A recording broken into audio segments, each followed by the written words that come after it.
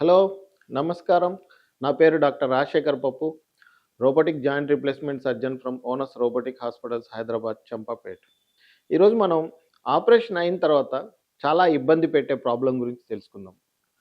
మీరేమైనా ఆపరేషన్ చేయించుకొని ఎక్కడైనా ఎళ్ళినప్పుడు మీకు వాపొస్తుంది. ఆ తర్వాత ఏమైతుందంటే చిన్నగా ఒక రంధ్రం ఏర్పడుతుందనమాట.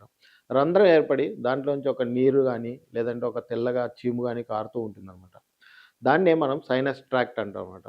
సైనస్ ట్రాక్ట్ అనేది it is a big problem in orthopaedics. ఎందుకు అంటే సైనస్ ట్రాక్ట్ ఫార్మ్ అయింది అంటే మీ ఇన్ఫెక్షన్ చాలా అడ్వాన్స్డ్ స్టేజ్‌లోకి వెళ్ళిపోయిందని, అలాగే మీకక్కడ చాలా సివియర్ ఇన్ఫెక్షన్ ఉంది బాడీలో. బాడీ ఇంకా లోపటున్న పస్‌నంతా బయటికి పంపించేయడానికి తన ప్రయత్నం తను చేస్తుంది అని అర్థం అన్నమాట. అంటే ఏంటి అంటే ఆ బ్యాక్టీరియా ఏం చేస్తుందంటే మన బాడీలో ఉన్న టిష్యూనంతని డిస్ట్రక్ట్ చేసేస్తుందనమాట.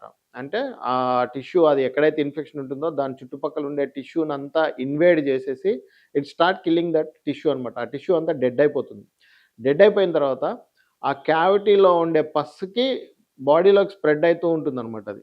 మనకేంటంటే ఈ క్యావిటీ నుంచి ఒక హోల్ ఏర్పడి పస్సు రావటం అనేది ఒక విధంగా చెప్పాలి అంటే అదృష్టమనే అనాలన్నమాట. ఎందుకు అంటే ఎప్పుడైతే ఈ పస్సు ఆ హోల్‌లోంచి బయటికి రావటం మొదలుపెడుతుందో ఆ సైనస్ ట్రాక్ట్‌లోంచి పస్సు మనకు బాడీలో ఇంటర్నల్‌గా స్ప్రెడ్ అవ్వటం తగ్గిపోతుందనమాట.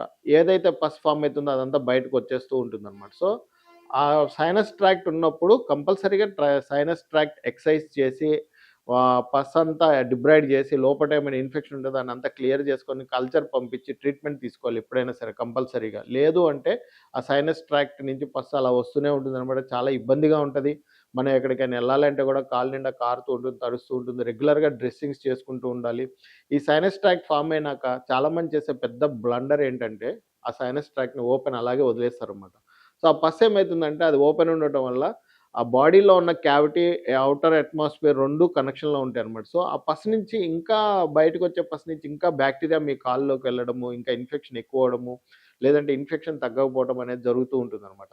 సో, అందుకని చెప్పేసి ఎప్పుడైనా సరే ఏదైనా ఇన్ఫెక్షన్ ఉన్నప్పుడు వెంటనే డాక్టర్ దగ్గరికెళ్ళి సైనస్ ట్రాక్ట్ రాకముందే ట్రీట్మెంట్ స్టార్ట్ చేసి, ఆ తర్వాత మనం దాన్ని సైనస్ ట్రాక్ట్ ఫార్మ్ గాకుండా యాబ్సెస్ క్లియర్ చేసుకుంటే మనకి సైనస్ ట్రాక్ట్ ఫార్మ్ గాకుండా ఉంటుంది. అలాగే ఇన్ఫెక్షన్ కూడా తగ్గుతుందనమాట.